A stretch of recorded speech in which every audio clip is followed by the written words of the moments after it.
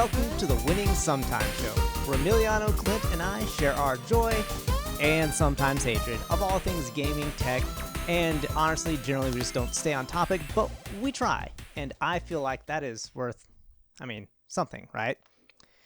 Speaking of trying, today we're going to talk about something that game developers, they've been trying for a while, but they don't always get right.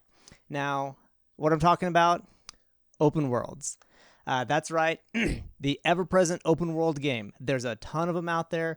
Some of them are fantastic, but there's definitely a few that miss the mark. So today, before we get too deep into which open games we like, what we don't like about them, what we do like about them, let's make sure we're all on the same page. So Clint, you mind explaining to the audience what an open world game is? So an open world game is, I'm going to be super unscientific and super unofficial with this answer, but it's just a game. Like the whole show. Okay, yeah, exactly. But an open world game is a game in which you are given the choice to go and do what you want on your own timeline, wherever you want to do it, whenever you want to do it. So typically there's an overworld, like you can go onto a map and you can go into different cities. You can go, like with Skyrim or Elder Scrolls games, you can just, oh, look, there's a mountain in the distance. I can go there. If I just start running in that direction, eventually I'm going to get there. You might find a cave to go into. You might find bandits, whatever. So it's a game that really lets you decide what you want to do, when you want to do it, and it fills the open world with things to do. It's a little bit more difficult of a game to make, because you can't control, or you don't want to control by nature of the type of game, what the player does. But there could be lots of story. There could be no story at all. It's really up to what type of, game it is. So that's an open world game.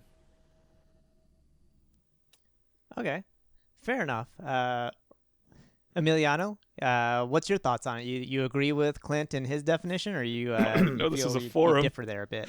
Well, no, yes, for the I do agree that that's like the classic definition of an open world game, and it is very hard to do something like that. Like let the player do what they want, because most games are coded, and when you code, you have to put parameters. You have to you have to try to limit. In order to make, a good game, or a game that is completely or a game that isn't completely broken, because it's very hard, to let a player do whatever they want, because even nowadays, like you play a game, and you have people, going out of bounds or like going out of the map that you've created or that they've created.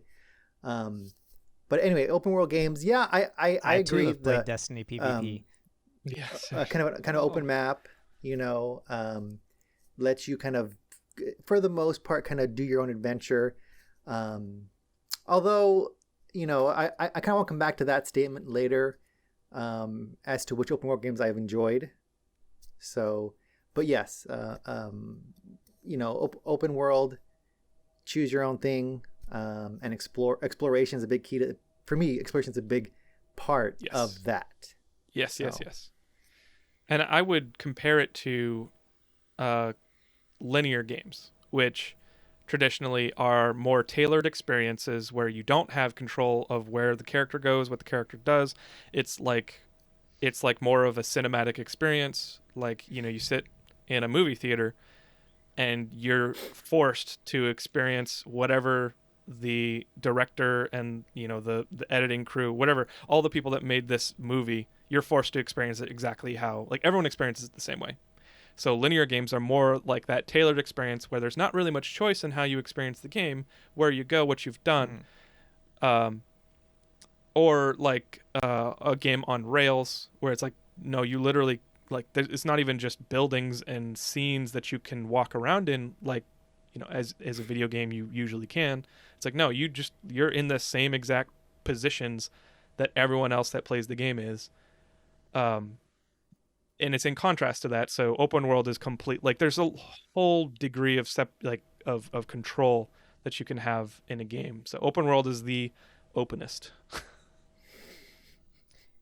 Yeah, I agree with like both y'all with points that y'all have made. Like, and I'm really glad you were just bringing up like the like when your first statement you kind of reemphasized there, Clint, was like the player choice.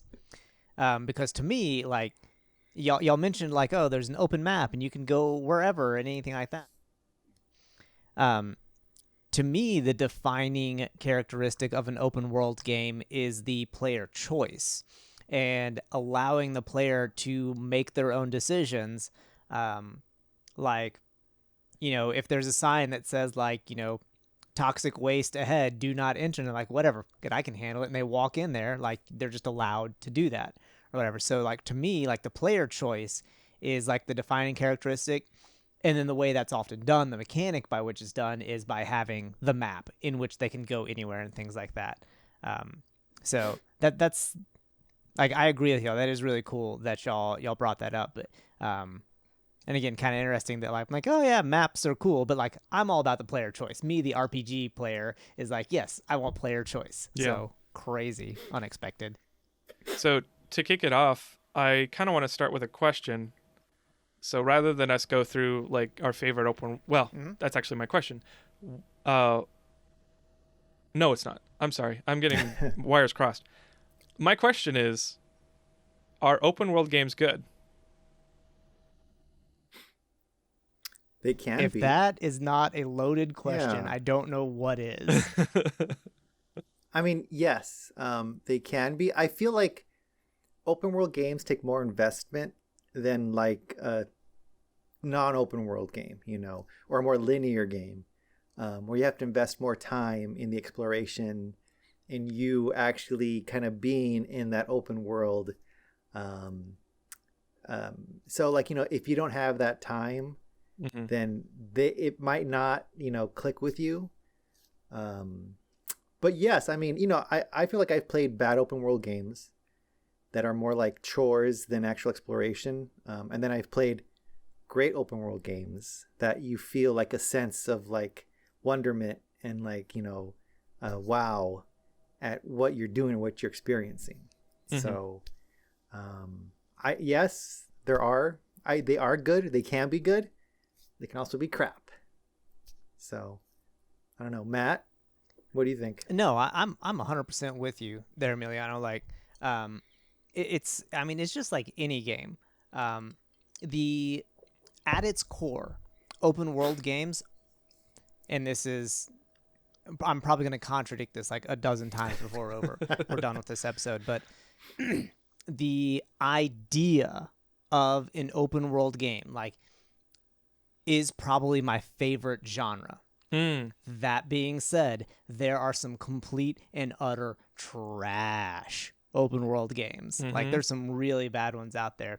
And in my opinion, most, at least AAA, like, you know, there's a bazillion indie games out there that I'm never going to have time to play and things like that. But like the AAA games that I've played, it's a coin toss. Like, it's 50-50 whether or not an open world game is going to be good or not. Because there's a lot of them that have just been really bad. And there's some of them that have really been really good. And honestly, now that I think about it, probably I would say sometimes it's the indie developers that do open world games a lot better than like the AAA games. And that's probably like a completely different conversation that we don't want to get into. But Right. Yeah. Maybe another podcast episode. Well, so here's something that I was thinking about, like, and Clint, your definition is kind of having me thinking. I mean, like, how many of a game that I consider open world is actually not really open world, or maybe at least not open world at the beginning, because a lot of these games kind of funnel you through maybe like the intro level, or they have mechanics in place where you're like too low level that you can't go to certain areas because you're going to die like right away. You know, so I mean, so is that a true open world game? Because you have the choice, but then again, you really don't, you know, because you have to go through certain steps before you can get to here. So I will go ahead, Matt. Sorry. I will address that real quick, and I'll say it depends on how they are funneling you, whether or not you want to call that an open world game. If they're doing it with the illusion of choice, where it's one of those things where it's like, oh, well, I can, I can be nice to this guy or I can kill him, but they both end up having the same outcome. That's like the illusion of choice, right? Or if they're like, oh, well, you can go this way and you just have to like go through that door, but the door is locked. That you tried to go that way, but it's the illusion of choice, right? If they're doing it by just basically saying, oh, this is going to be really hard if you go this way, I still say that's a very open world game, because if you are going to be all and try hard on it and things like that, you can probably take the hard route and still get there. Will it take you like 20 times as long? Yeah, probably. But, if you want to beat your head against that wall and try and take just like the the super hard route with all the overpowered enemies and things like that, and you want to plink away at them for 20 hours, that's your choice. And you can still probably complete the game that way. I have 2 examples that are in my liked column in, that games I thought about. That's how you played them, wasn't it? What's that? I did. How did you know? I knew it. I knew it. So FF15, Final Fantasy 15, is one of those games, and I think I did a video and I talked a little bit about it, where it's like, it is truly open world, but they don't just make it like a flat experience. There are definitely places that are harder, and at night the monsters get stronger, and you have mechanics to play the game, and you may have very little HP, and they may 3-shot you, like 3 hits and you're dead. But if you want, you can totally set out, start driving your car, go down the road in the middle of the night and still go to those areas. And that, to me, like, that choice is so freeing. Especially, there was one quest, and I forget exactly what the parameters of the quest was in FF15. Parameters were, it was like the Chimera. It's like the leopard enemies with the little, like, not tentacles, the antenna with the flashy. Anyway, you get a certain item from them, and you can use that to create really powerful magic. And at my level, like level 10 or 15, like, it was really low.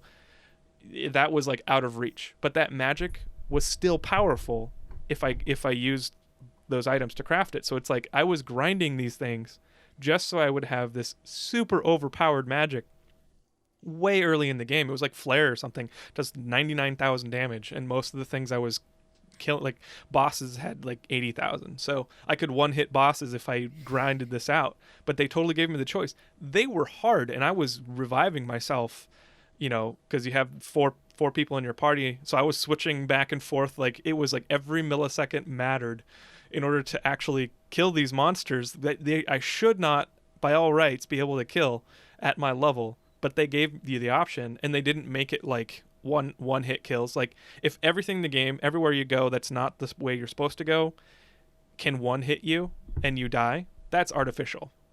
Like, they made it, they actually developed a system of mechanics in a world of, of fully developed enemies that made it actually possible to sort of fudge the system, or like get around. Like, if you put your head together, I don't know how you put one head together, but if you really think about it, you could excel in that system and find little fun ways to succeed. And man, that was so good. The other game, and I'll try and talk less about it, but or be more brief. Breath of the Wild, Legend of Zelda: Breath of the Wild. Wait, is that one?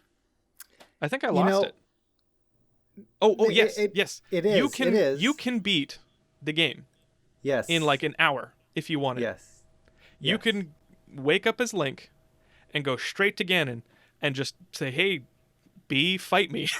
well, you can't, because don't you have to get the glider first to get off of the plateau, or can you get off? You can do that pretty quick. You can do that pretty quick. Yeah, but there's sorry, spoilers. There's still very little spoilers. If you are annoyed, well, I don't want to be ungracious, but if you are annoyed by Legend of Zelda Link fights Ganon being a spoiler. Well, no, I meant the glider. I was thinking the glider. Oh, the glider. Okay. Yeah. Well, That's very 'Cause I very mean- light. I mean, Yeah. still, I apologize to anyone that this is their first episode listening to us, but we spoil stuff all the We time. try so we try that's your to warning. we try not to. This one is a 4-year-old game. There's plenty of people playthroughs on YouTube. You get a glider, you use it all game. So it's I spent at least 150 hours in Breath of the Wild. So I've but started yeah, and you we can- started that game like 5 or 6 separate times because my kids keep playing my account and Oh, keep messing everything up for no. me. And I'm like, you have your own accounts. Let me play this Oh, game. I'm sorry. So I've enjoyed it, what I've played of it, but I haven't finished it. So, and I want to. But yes, I know you can get to Ganon without skipping everything. Straight shot. Just go straight to Ganon, and it takes so long because you have 3 hearts and crappy weapons. But if you just spend a little bit of time preparing, you can go straight there and fight Ganon, and that's like, wow, Yep. that's uncanny. I mean, that game is absolutely worth spending a heck of a lot more time in, and I can talk about that a little bit soon. But yeah, I absolutely love games that have that sense of like absolute choice. Like you can do anything you want, however you want, and there's this bright world out there, systems and narrative to engage in. You just gotta go look. You just gotta go look for it. Like, I love I'm exploration wondering, games. I'm wondering, because the games that I've kind of marked down as my open world games, I'm thinking like, I don't think you can do that. I think you need to progress kind of how they want you to progress in order to like explore the world, you know? So are they really open?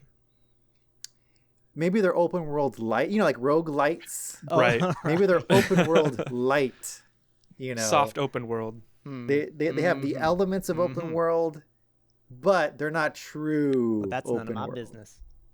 So, yeah, because like, you know,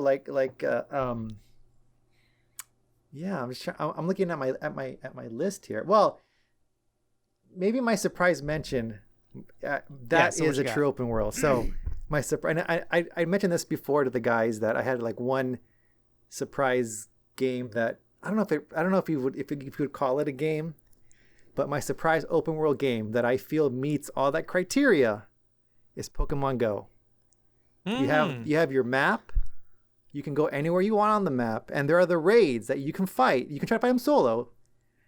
You can also gather up with people to fight against them, and you know, I feel like, although there isn't really like an end game, there are mini bosses with like the Team Rocket and stuff.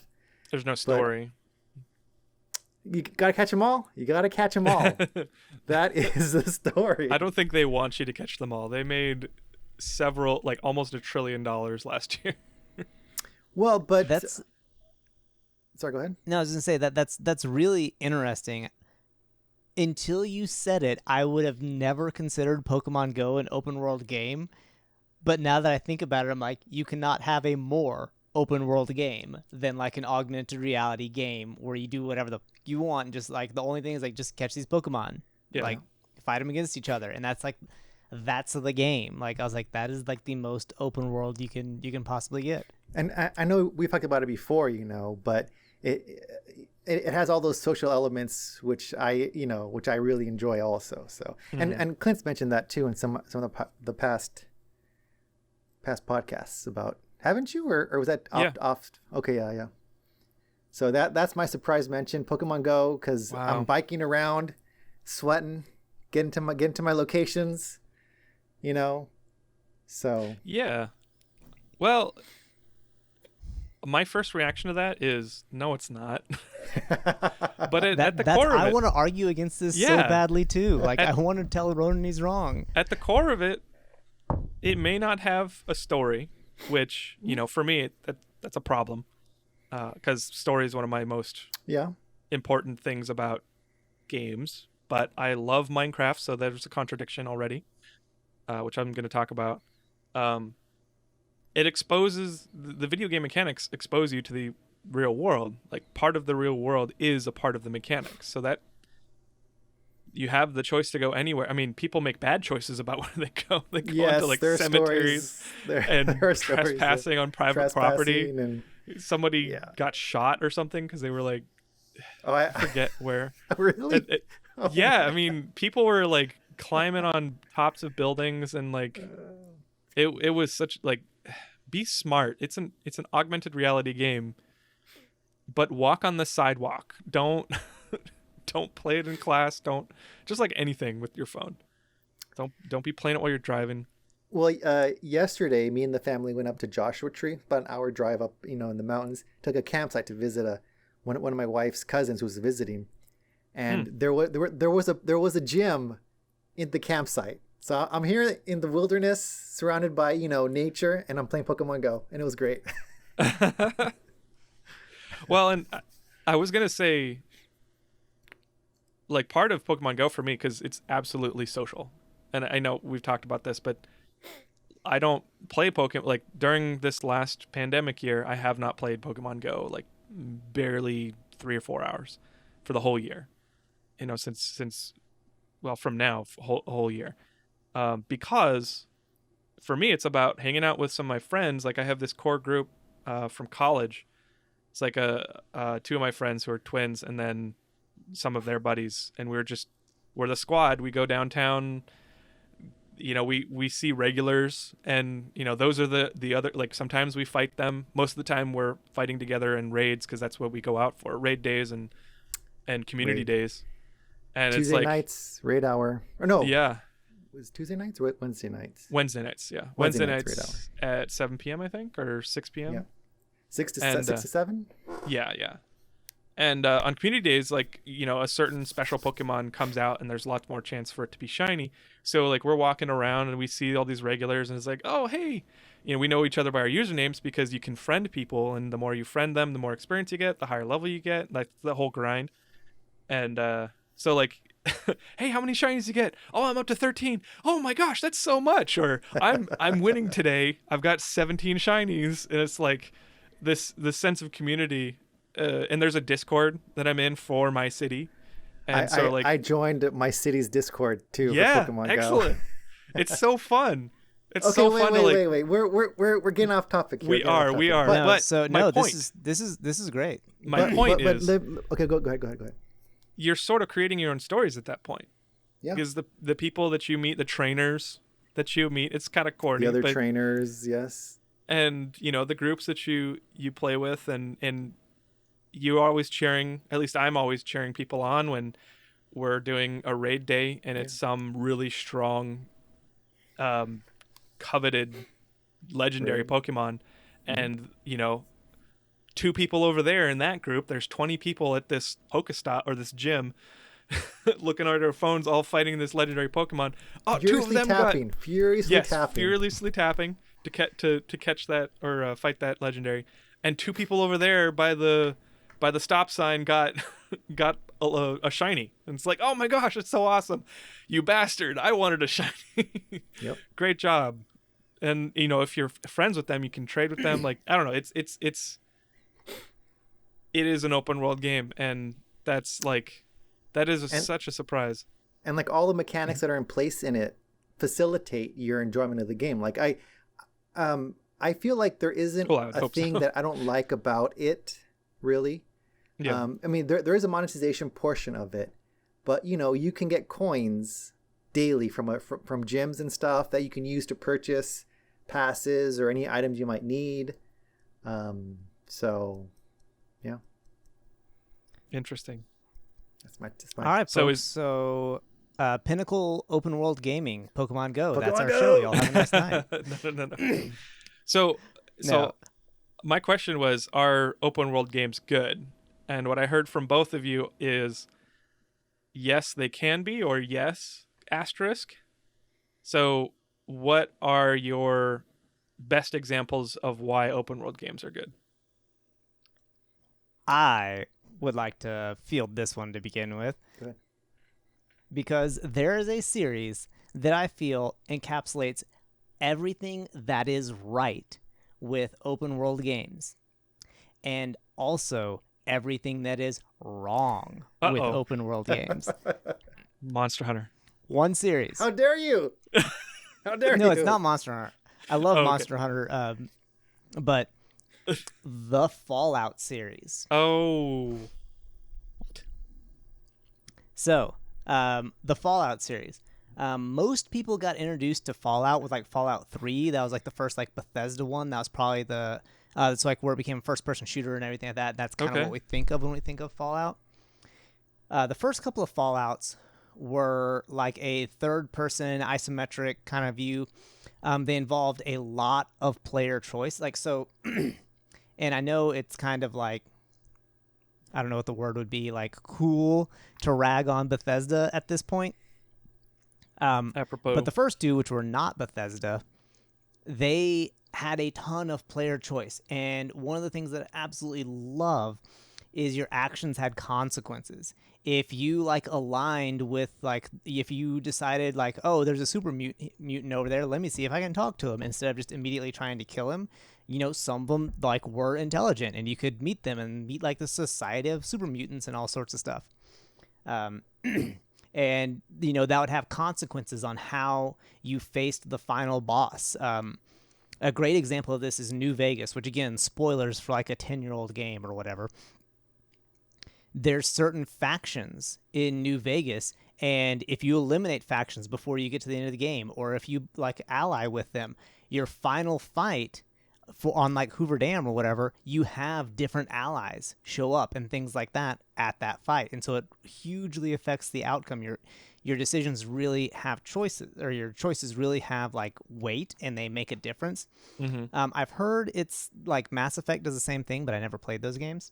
So Fallout, the Fallout series does a ton of good things, but they also do some trash things. Namely, in Fallout 76, where they literally just created a world and that was it. And they just like threw players in it. There was like, you know, no NPCs. There was just a bunch of mechanics. And it was like effectively a sandbox game with not enough sand. So you're just kind of, you know, you could only do a very limited number of things.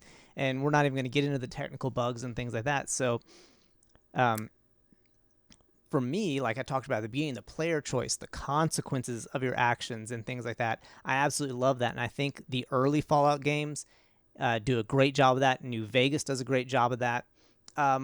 Fallout 3 is a little more on rails. I like Fallout 3, don't get me wrong, but it's a little more on rails. But then there's also like the horrible aspects, which a lot of open world games get blamed for, where you create this beautiful world with nothing to do in it. And that is like terrible. Like that's awful. And I think probably going off what like Emiliano was saying earlier, there's probably that sweet spot of having a ton of things that have consequence and you make your choices matter, and having like this elaborate story with every character and everything like that. And then things like Pokemon Go, where it's like catch Pokemon and that's your story. There's probably this like no man's land somewhere in between that like Fallout 76 falls into, where there's like a story, you're coming out of the vault or whatever, and they give you like this cool intro, but then they never flesh it out. That makes a lot of open world games bad, where they have just enough story to make it interesting, but not enough to do anything with. And that, now that I think about it, that's probably what drives me nuts about a lot of open world games. Where like, man, this could have been so cool if like you had fleshed this out at all. So in my opinion, if you just look at the Fallout series as a whole, excellent things about RPGs are in it, and open world RPGs, whatever, and terrible things about RPGs are in it, depending on which game you look at. But that's just me. Yeah. I do want to step in defense of Fallout 3, not Fallout 76, because I will not defend that. Although I've heard it's gotten better. I've heard it's 76. gotten better too. I haven't They played added NPCs. Could it get worse? Right. I don't know. No, it could not. They had like 10 different 10 different enemies. And it was terrible. It was terrible. They had base building, but it was so grindy. No, Fallout 3 sort of brings me to another description of types of open world games, which is that hybrid we were talking about, where it's like there's a line between there's a extreme of linear games, which you don't make any choices about what you do, and you just experience it how everyone else experiences it. And then there's complete open world, which I would argue something like Minecraft, where they have systems and content, like they have stuff in there, but no story. You decide everything that you want to do. Fallout 3 is somewhere in the middle, maybe. I mean, where it lies in the middle is arguable. I personally really enjoy games like Fallout 3, where Fallout 3 is the type of open world game that has stories that everyone will experience if they choose to. So like that's where the line is drawn. It's like the main story. There may be some like New Vegas, Fallout New Vegas, with the dam and what factions show up. It's not a huge impact on the game. It's not like if you kill this person or this person runs away, then you'll never experience that part of the game. And it's sort of like every choice is butterfly effect into a completely different game. That's like an impossible and technically impossible game to make, at least at current resources and technology. But you can't, like, there are side quests, and this is why I love the Fallout games, is because the utter control of what you want to do and where you go and the things you explore. And like Fallout 3, just a cliff notes of what it is a post-apocalyptic game. It's an alternate universe, so after the 50s, that's when the timeline diverges from real life. So nuclear war did end up happening. What was it? Transistors were never created, so the age of technology, or the computer age, never happened. But it didn't happen until like the 2020s or something like that. And so all the technology is based off of tubes, and you like there was an entire industry around selling access to or selling spots in fallout shelters for when nuclear war actually happens. So the whole thing is nuclear war did happen, and you are a survivor from one of these giant fallout shelters. They're literally, freaking skyscrapers underground. And there's communities and, it's generations of people that live underground after the war. I don't want to go too into it because I talk forever because I love the lore and the story of that game, of that world. But once you get out, like it's kind of, Fallout 3 at least is famous for that. Open the fallout shelter is this big giant vault door that pulls out of the wall and turns over to let you out. You're the first person to leave, at least that you think, in hundreds of years, and you go out and it's this barren wasteland of things where no green, no. Okay, I'm like going way too into the weeds, but the stories, the side quests, and the things that you can just either play or not play depending on the choices that you make. That's the part where I think it is a true open world. It's not a pure open world game, but I think it strikes a good balance. It's like these heavily curated experiences. You meet this character, and how you talk to them depends, will determine whether or not they become a companion, or whether or not they try and kill you, or if they just leave, or they tell you your story, or they clam up and say, you know what, screw you, I don't know who you are. Like it makes the world feel alive, and so it incentivizes me to go over the next hill, or go over to the next town. It's like, what's in this town? Who could I meet next? And it's like, that to me is like, that is so excellent. Like I just remember I have this pet, or what's it called? Crystallized memory of I'm in the Washington DC metro tunnels, and I go in and I'm just literally opening up all the boxes because that game's really bad about collecting items, and you just have this giant inventory of knickknacks and crafting materials and crap. So I'm like opening up all the boxes, and I find this briefcase next to a skeleton. You know, when the bombs fell, the skeleton's been there forever, you know, since.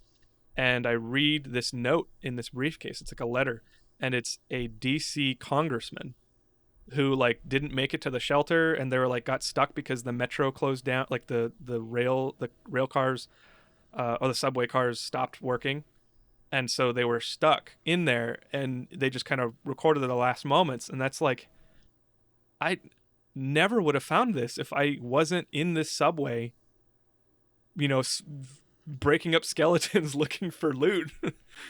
So, and I don't want to get into a huge discussion about the Fallout series because I could literally talk about this for probably hours. Yeah. What you just described there, to me, is one of the failings of Fallout 3. I really, really like Fallout 3. However, I am not a completionist like you. I am Sure. not going to open each and everything. And so there's so many things in Fallout 3 that you can tell people spent a ton of time, developers put a lot of effort into, that just get tucked away in a briefcase next to a skeleton with nothing guiding you there. You literally just have to wander through barren wasteland for so much time to find these little tidbits, and they're awesome. Like, probably one of the biggest ones that I think, did you play the Oasis quest with like the tree, like the living tree, the talking Yeah. tree? Yeah, I did. How did you find it? I don't remember.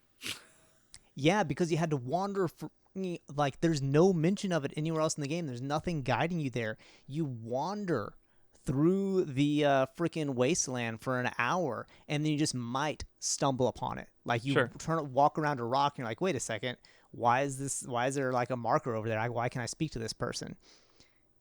Fallout 3 I like Fallout 3. Again, I like Fallout 3. I know I'm talking crap about it, but it has so much good stuff in it, like so much, like, oh, you've got choice, you can blow up Megaton, for crying out loud, right? You got so many little choices here and there, but then there's so much of the game that's just kind of tacked in there, and like kind of, again, not as bad as Fallout 76, but it's just like scattered throughout there, and you'll never see it because there's no reason. Why would I just, like, I'm not gonna like make a 10 by 10 grid or whatever, just go back and forth across the map. Sure. And so from yeah, that's go ahead. That's my problem with it. So for you, there's like, you know, there could be good stuff in there, like, you know, the sweet narrative, whether it's a micro narrative or main narrative. But there's a lot of stuff in between you and that sweet nectar, and you don't like how much stuff is in between, like the fact that you would have to wander. I'm not gonna disagree, because I did have a lot of time when I played that game for the first time. And if you don't have a lot of time, you might have this competing desire to see what's over the next hill and see what's over in the next town, or go to the edge of the map, because I totally did that. I went to the edge of the map, and they have, you know, the dark, I don't remember if this was in Fallout. Oh, with Fallout, you just discover things, and there are points of interest in the map. So I would go around the edges of the map to find all the points of interest, and then I'd work my way around, discovering everything, and eventually, hopefully, getting the whole map like all filled out, which is so time intensive. But for me, that was worth it, because like the stories that I find and the things that I find, the cool weapons that I'd find, the legendary weapons basically that you'd find. It's like, how did you get that flamethrower? There's no flamethrowers in Fallout. It's like, oh, well, there's no flamethrowers in Fallout. But let's just say there was an item that was a flamethrower, and it's like, oh, there's only one of these in the entire map, and you have to go through here, talk to this kid who leads you to this mutant camp, you know, and they're like 5 people who are just like completely unknown to the world, and you challenge the top guy to a fist fight, and you win it off of him. And it's like, that's totally worth it for me to go out there and do that. But I totally understand if you don't have the time. This is where open world games kind of bad fails game you. design. Like, to me, if that's the only way to discover it, is like, when you have time, I encourage you, look up a map of Fallout 3 with all the points of interest marked on it, and look how much empty space there is. Like, how much just nothingness there is in the upper left hand of that map. And so to me, No, he's got a map. He's got probably a got map. like a 3D printout of like, DC. Remember these? Oh my gosh. Nice. These For are those of you on called audio only, yeah. For Clint just audio, walked I'm over and holding got up his like Fallout 3 handbook. the strategy guide for Fallout 3, and it comes with a map. And maybe this is, I mean, this is kind of a retro thing too. It's like strategy guides are dead because of the internet, Yep. and booklets in cartridge games are dead. Oh, I don't have the map. I think it's actually framed somewhere because I framed it and put it up on my wall while I was playing the game. Because I was like, oh, what's this city? I'm gonna go there. So, I understand. Like, I'm not gonna try and change your mind if you think it's bad game design. For me, though, I understand how it's not accessible game design. But for me, That's I probably a love really it. good way of saying it. Yeah, and honestly, there are games not in the open world genre, but there are games that are not accessible to me because I like Dark Souls. Dark Souls is one of those games which we don't have to go into because we need to move on with this episode. But Dark Souls is one of those games where the difficulty curve is not worth it to me. I do not like repetition, and you absolutely have to repeat the same things over and over again when you die, because you will die, because that's what that game is about. It's about dying. Not if you're good, like Monster Hunter. I'm just saying. Anyway, I'm going to ignore that. so we have definitely beaten probably Pokemon Go and Fallout into the ground a little bit here. Yeah. Like, in all honesty, like, I don't know, we may just set up like a debate with Emiliano moderating it where like Fallout 3 is bad, Fallout 3 is good. No, but I'll win that, so we'll delay that for now. I've just spent way too much time thinking about the Fallout games. That's the real for problem sure. here. That's the issue. But anyways, so we've been arguing about that, and I know you've got some commentary on what we're talking about, Ronan. So what are your thoughts on like what makes what you're open liking world? about open world or not liking? Well, kind of said, a true open world is player's choice, basically. And games try to facilitate that, and I think like Zelda is a good example. I think Zelda is a great example of an open world game because it does give you that player choice, but it also kind of guides you. Which Zelda? Breath of the Wild. Sorry. Oh, okay. Because there are Zelda games that are not open world, and they yeah, but and I think my issue, like, I don't think I can do true open world games anymore. Because of time issues. Like, Sure. I played Fallout 3, I started it, and I just never finished it, And I think part of it is that indecision of like, oh, what should I do now? I don't know, because I don't want to miss anything, or I don't want to mess up future, choices and stuff. So, I think for me nowadays, I need something, I like the maps and the exploration. And a story that's told through the environment, I think is amazing. Like, Horizon Zero Dawn tells an amazing story through the environment. The environment is so well done. Another example, Division. That story that it told of like the outbreak, like in New York and even in Washington, D.C., just the tale that the city tells is amazing, And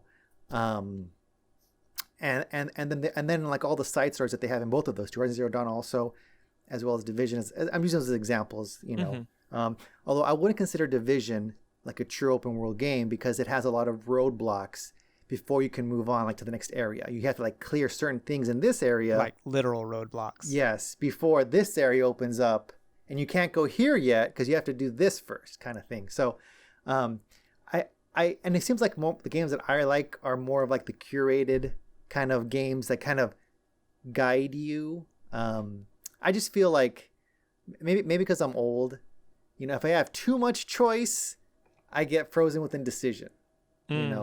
Like Elder Scrolls Oblivion, I played that on the 360, and that's kind of similar to Fallout because you start off in the dungeon and you come out of the sewers and you come out, and then there's like a city nearby, and I came out and I started going around and I was just like, I don't know, it was just just like I didn't know what to do, and I don't want to look up stuff, and I felt like there was no like guidepost to tell me kind of where to go next, and that's why I never tried Elder Scrolls, the one that's got released, Skyrim, yeah, because I don't know, I feel like the time wise I can't do Troop World. Minecraft also, I tried playing that for a bit, and it's like the finding the recipes and the ingredients, like I have to look up, oh, how do you do this, how do you do that, and I'm like, I want to play the game.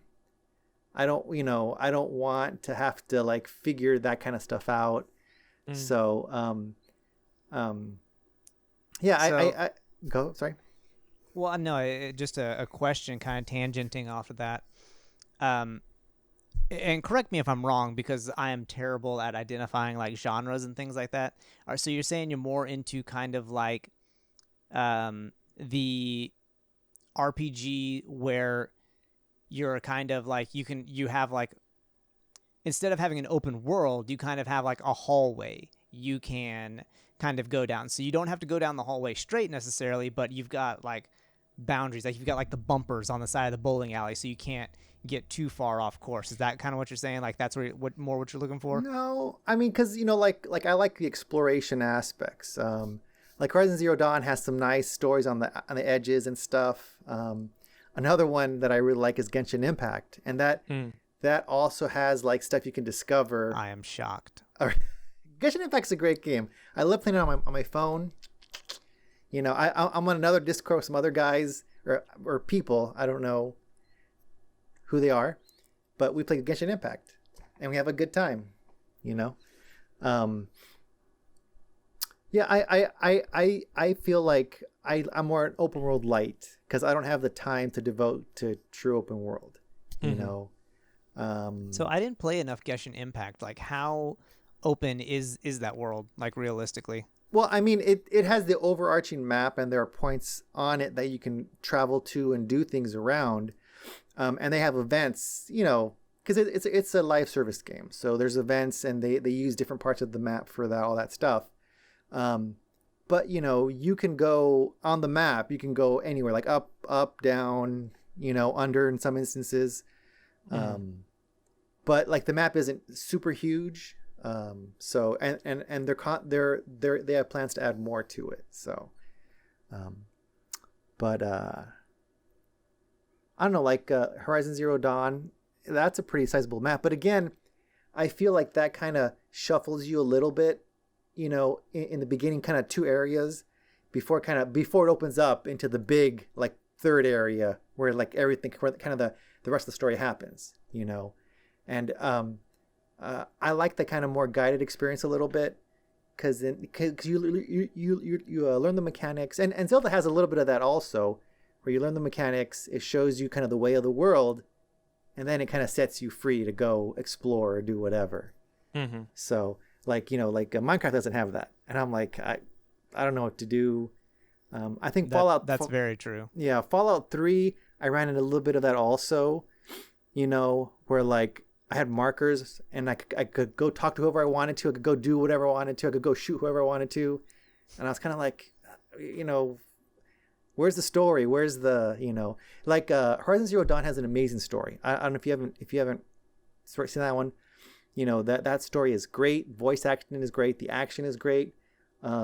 Division also, the story it tells is amazing, especially and maybe not the main story so much, but all the side stories. They have like holographic things you can interact with, and the stories, there's audio logs you can listen to. We're talking Division 1, right?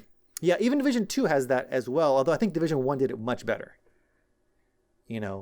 So I feel like I'm rambling here, but so I guess what it comes down to for me is, the environment, telling the story, and the story, and then kind of having a story that you're going through as well, as part of it. Like, the Breath of the Wild story, what I played of it, I thoroughly enjoyed.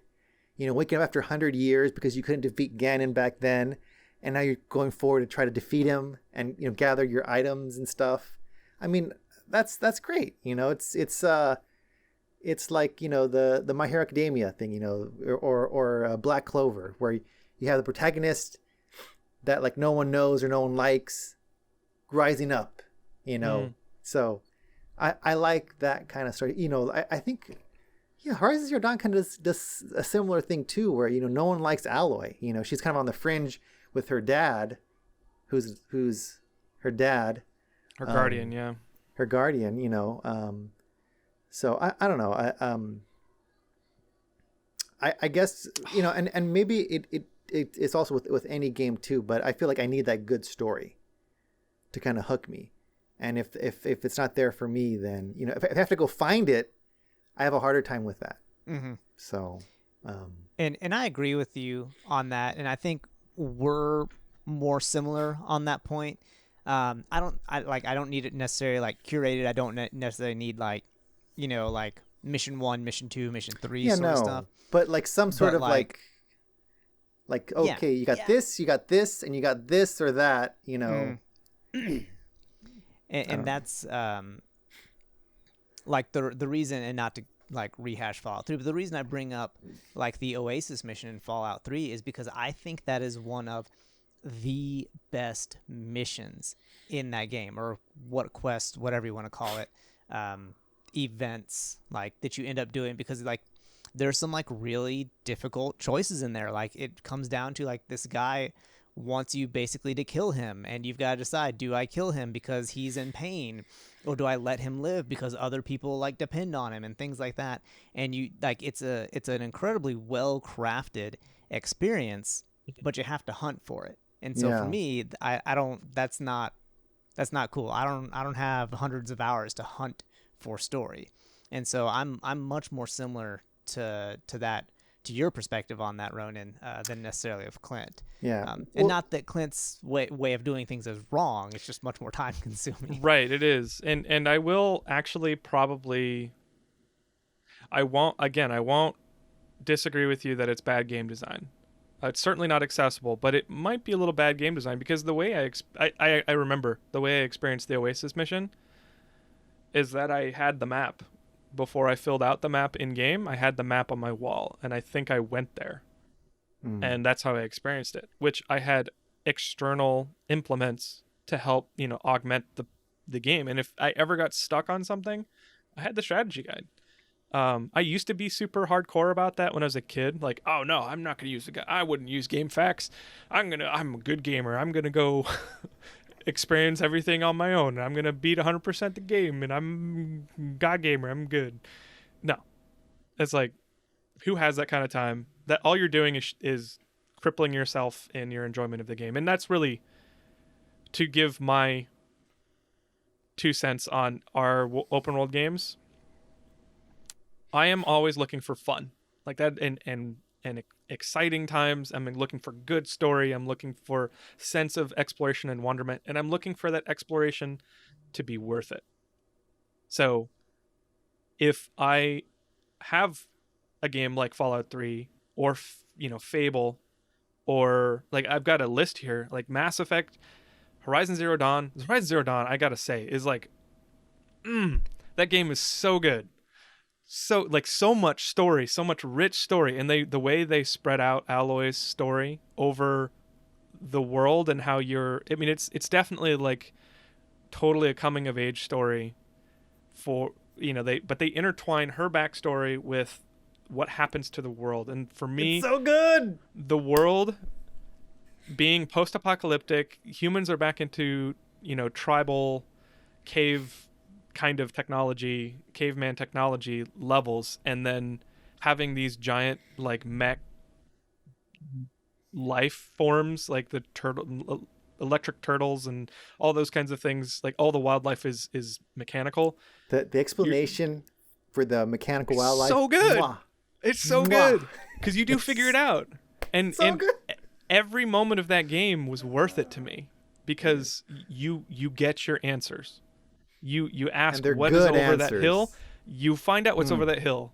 You find what happened to this world. You find out what happens to this world. And it wasn't it wasn't the way they wrote Aloy's story. Kind of, and if you empathize with characters especially, since it's not like a faceless character, you can't just insert yourself. But if you do empathize, like it the way they unravel her story makes you a part of what happened to the world, and then you fix it, sort of. No spoilers. Yes, to be continued, because Yeah. they got to do a part 2. They are doing part 2. Yeah. They Well, are. did you play So the I just- DLC? I bought it. I never did. played it though. I did. It's even better. Oh no! I gotta go load up my PS4 You now. gotta play and it. start You playing. gotta play it. Damn it! You gotta play it. So Wait. Um, You know what I just realized? what's that? The type of open world games that we as a group like are post-apocalyptic. Every single one that we've liked has been a post-apocalyptic game, except for Pokemon Go. Mass Effect. Actually, Pokemon Go isn't the Pokemon world post-apocalyptic or post-war at least? I will take it. I will take it.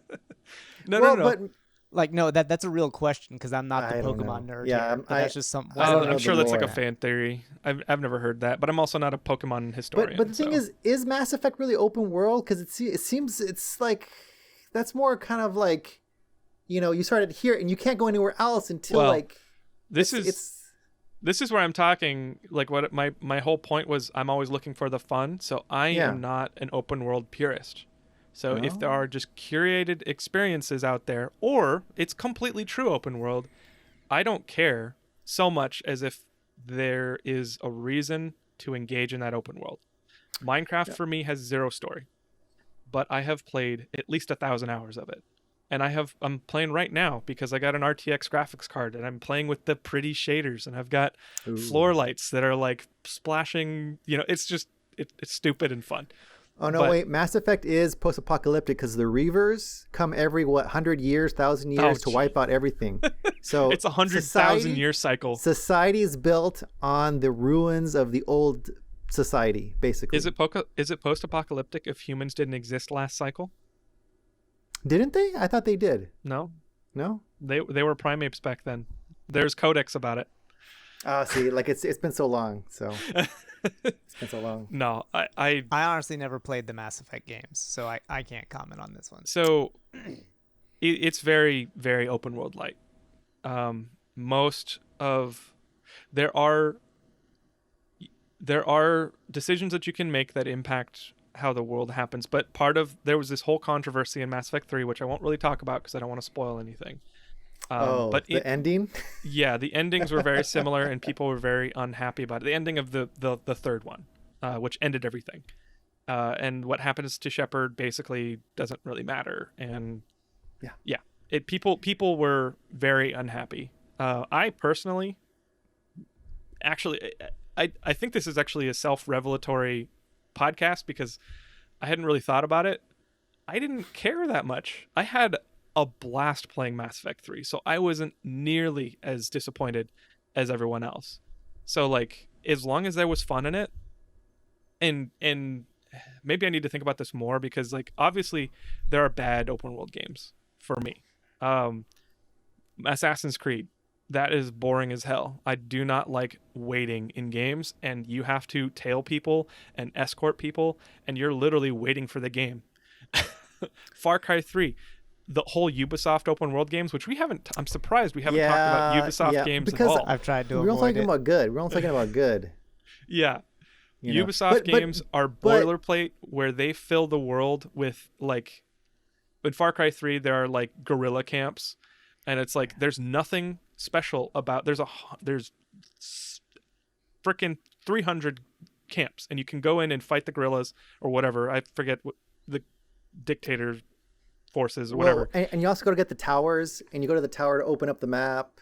There's literally nothing special And- about every region that you go into except maybe one or two people, and this is like square miles we're talking about. You go in and unlock towers to reveal the map for the rest of the rest of the region, and you go clear out all the camps. It's just literally checkboxes. It's like in a board meeting, people are like, okay, we need to have these things, and here are the checkboxes for it. It's like it completely blows the floor out of making it worth it to go over that hill. So Yeah, it's like it's busy work. yeah, it's absolute chore. So, but wait, Ubisoft games, yes, they have that template, that format. Yeah. Go to the, you have to fight the camps, go to the tower, enable the tower to see more of the map, so you can see more things to do. Division has similarities to it, Mm-hmm. but the stories and the audio logs and like the graffiti and like the apartments you go into, they all tell a story, and that's why I really liked it, you know. Yeah. So yes, Ubisoft is very like Far Cry 3. I never finished because of how chory it was. I got bored. Like, oh god, I got to go do another camp. Oh my god, you know, that had like 20 different camps you had to go take over to open up the map to find the final boss. And I'm like, I don't want to do this anymore, you know.